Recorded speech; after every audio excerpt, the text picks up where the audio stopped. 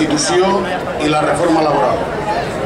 La reforma de la Constitució que ha pactat el govern socialista amb l'oposició conservadora pel seu contingut i pel seu procediment representa el màxim atac que s'ha comès des de la dictadura franquista contra la societat civil i el model de democràcia que tenim. Aquesta reforma, perquè la Constitució reculli un nivell màxim de dèficit i d'endeutament públic, suposa la consagració i la perpetuació de tota la política de reformes econòmiques i antisocials i neoliberals que s'han anat aprovant sistemàtica i calculadament en aquests últims anys. Com a solucions a la crisi sistèmica del capitalisme, tenen l'únic objectiu de satisfer les ànsies dels mercaders, d'incrementar el nivell d'explotació humana i de recursos en benefici d'una minoria de rics i poderosos. Significa renunciar de fet i de dret a qualsevol possibilitat de polítiques econòmiques basades en el repartiment, en la justícia social, en el desenvolupament del sector públic, dels serveis socials i públics, de la recuperació dels drets socials i laborals perduts. Podria fins i tot conduir a no poder garantir el pagament de les pensions públiques en el futur. Significa renunciar al que coneixem com l'estat del benestar.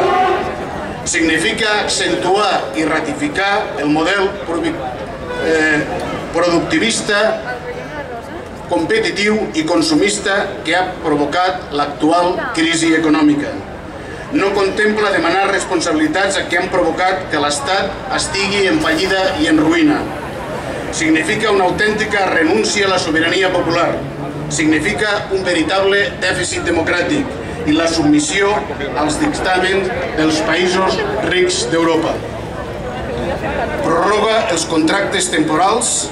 A partir d'ara no serà obligatori convertir els contractes temporals en indefinits i es pot prorrogar indefinidament la relació laboral inestable fins al 2013.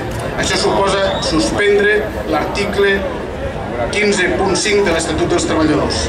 Aquestes mesures dretanes a cop de decret comporten el manteniment d'una ocupació inestable a l'arbitri de l'empresari de torn, espolien les arques públiques fent minvar els ingressos de la Seguretat Social com l'agència tributària i són un cop a la classe treballadora que perd la capacitat d'ocupació i veu que cobrarà la seva indemnització en còmodes terminis per a l'empresari i per Fogassa i pretén reduir la taxa d'atur juvenil del 45% i la perpetuació de la precarietat laboral fins als 30 anys. La Plataforma Ciutadana pels Drets Socials i contra les retallades considera necessari que la ciutadania expressi públicament, primer, el seu rebuig a la reforma constitucional que es proposa. Segon, la petició als diputats i diputades que no votin favorablement el tràmit parlamentari.